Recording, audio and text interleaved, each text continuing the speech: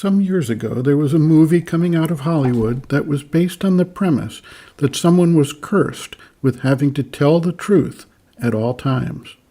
The premise was developed as a comedy, with the idea that rather than using flattering terms or avoiding any harsh statements, the individual would blurt out whatever thought or feeling occurred to him inwardly.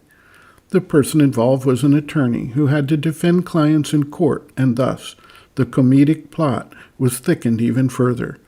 While honesty does not require people to simply spill their impressions, feelings, emotions, or thoughts of the moment out in full at each moment, the storyline made its point that we essentially live a life that at best hedges on full truth, and at worst is purposely deceptive based on self-interest.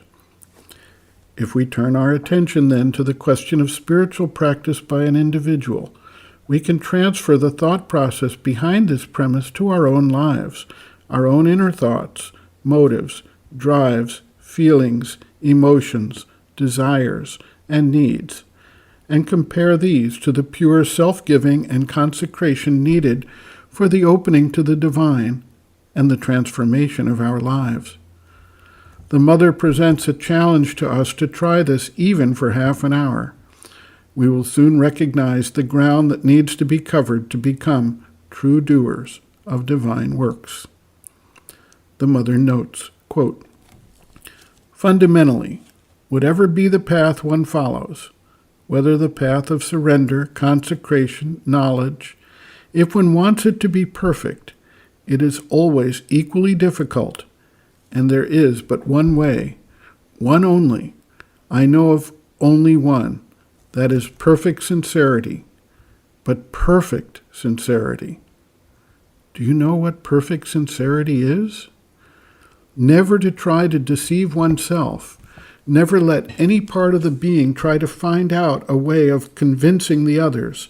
Never to explain favorably what one does in order to have an excuse for what one wants to do. Never to close one's eyes when something is unpleasant.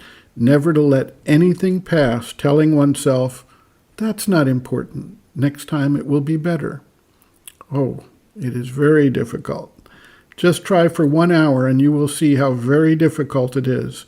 Only 1 hour to be totally, absolutely sincere. To let nothing pass. That is, all one does, all one feels, all one thinks, all one wants, is exclusively the divine. I want nothing but the divine. I think of nothing but the divine. I do nothing but what will lead me to the divine. I love nothing but the divine. Try just to see. Try for half an hour. You will see how difficult it is. And during that time, take great care that there isn't a part of the vital, or a part of the mind, or a part of the physical being nicely hidden there, at the back, so that you don't see it. Mother hides her hands behind her back. And don't notice that it is not collaborating, sitting quietly there so that you don't unearth it. It says nothing, but it does not change. It hides itself. How many such parts? How many parts hide themselves? You put them in your pocket because you don't want to see them, or else they get behind your back and sit there well hidden, right in the middle of your back, so as not to be seen. When you go there with your torch of sincerity, you ferret out all the corners, everywhere, all the small corners which do not consent, the things which say no, or those which do not move. I am not going to budge. I am glued to this place of mine, and nothing will make me move. You have a torch there with you, and you flash it upon the thing, upon everything. You will see there are many of them there, behind your back, well stuck. End quote. Reference, Sri Aurobindo and the Mother, Looking from Within, Chapter 5, Attitudes on the Path, pages 119 to 120.